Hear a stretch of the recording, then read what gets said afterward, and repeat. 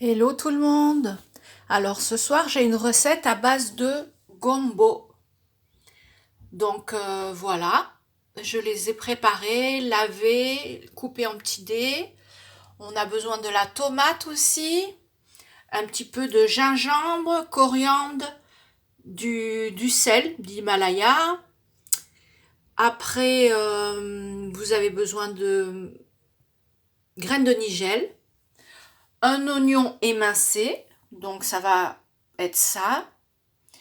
Du persil. Moi, j'ai pas du persil plat, mais du persil frisé. C'est ce que j'ai là dans mes pots. Et un petit peu d'huile d'olive et du poulet. Voilà.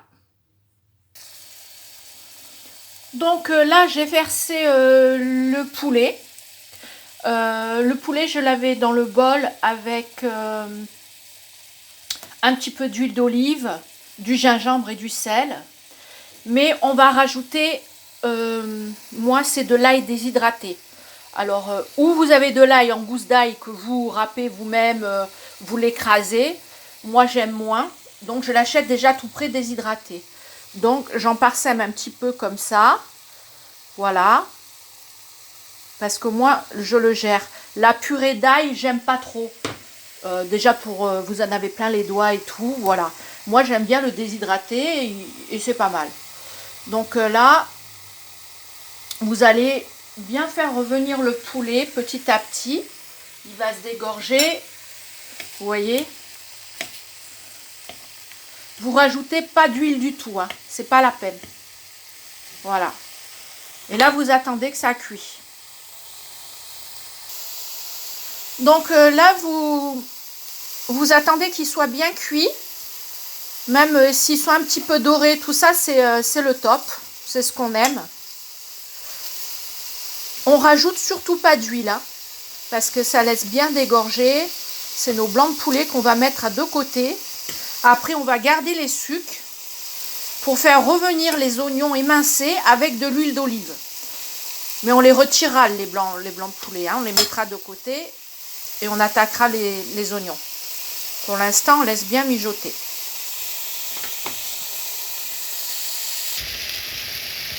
Donc voilà, le poulet commence à dorer.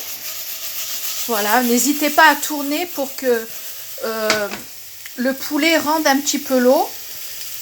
Il commence à être doré petit à petit, mais c'est pour garder les sucs.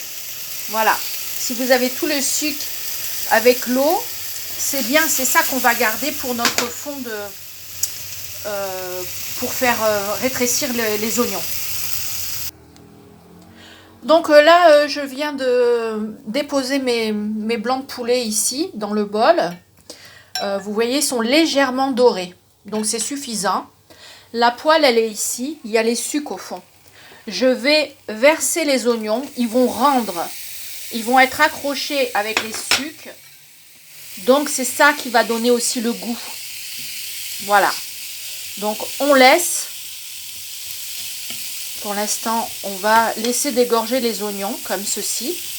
Et après, une fois qu'ils auront bien dégorgé, on rajoutera un petit peu d'huile d'olive. Voilà, donc là, petit à petit, se rétractent les oignons. Et vous voyez, le fait de tourner, ça absorbe les sucs. Voilà. Et c'est ça qui est important pour le goût. Ça évite de mettre un cube Knorr ou des choses comme ça. Vous voyez, pour donner du goût. Donc là, c'est beaucoup plus naturel. On va laisser encore rétrécir. Donc voilà, les oignons sont bien rétrécis. Vous voyez qu'il y a encore les sucres là qui restent. On ne rajoute pas du tout d'eau. Mais il est temps de rajouter l'huile d'olive. Donc un tout petit peu. Voilà, un petit peu. Ça va les rendre beaucoup plus dorés. Et les sucs en dessous, on va les récupérer. Vous voyez, le fait de tourner, on aura tous les sucs encore. C'est ça qui fait le goût.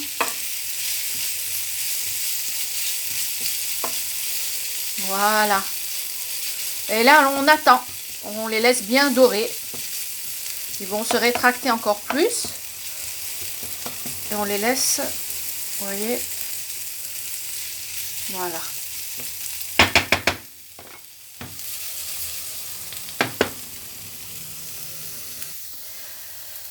Allez, il est temps. Là, pour moi, c'est bien doré.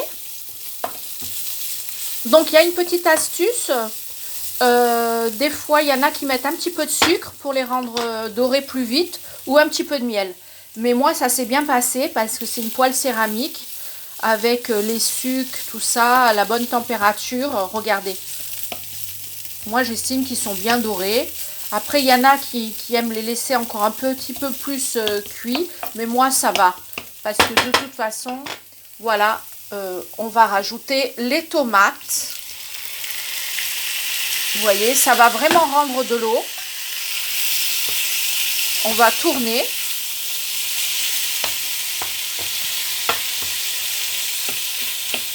On va laisser pendant 10 minutes, un quart d'heure pour que les tomates rendent l'eau. Voilà. Alors moi, on va rajouter un petit peu le gingembre, le sel, le coriandre et les graines de nigel par-dessus dans 5 minutes. Voilà. Donc pour l'instant, on laisse mijoter. Voilà, donc les tomates rendent de l'eau. Là, ça fait même pas 5 minutes. Mais voilà, je rajoute ce que je vous ai dit. Un peu partout. Voilà, c'est pour donner du goût. Hein. Là, le persil. On peut bien en mettre du persil. Hein. Voilà. Et là, on va attendre. On va laisser mijoter. Donc voilà, là vous avez le gombo. Je vais le mettre sur ma poêle, le gombo, un peu partout. Et je vais rajouter de l'eau.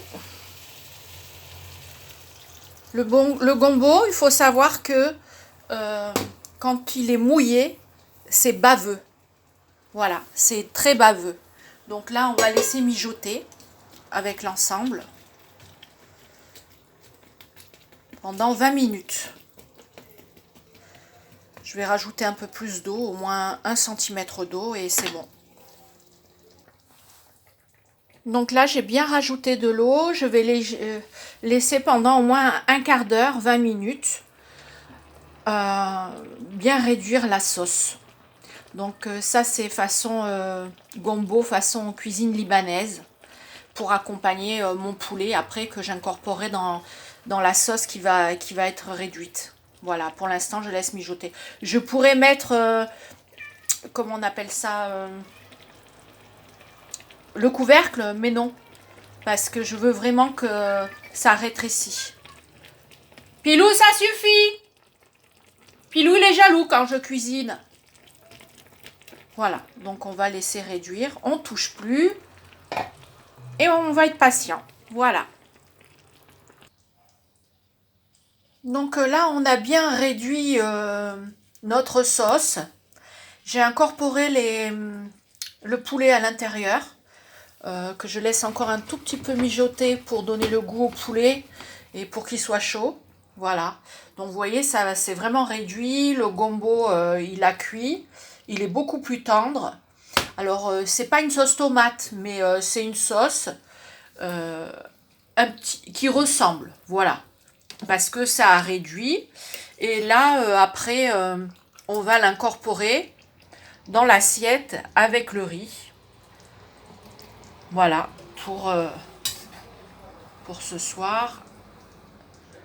Voilà, moi j'ai mis le poulet avec le gombo, la sauce et du riz. Donc, notre plat est prêt.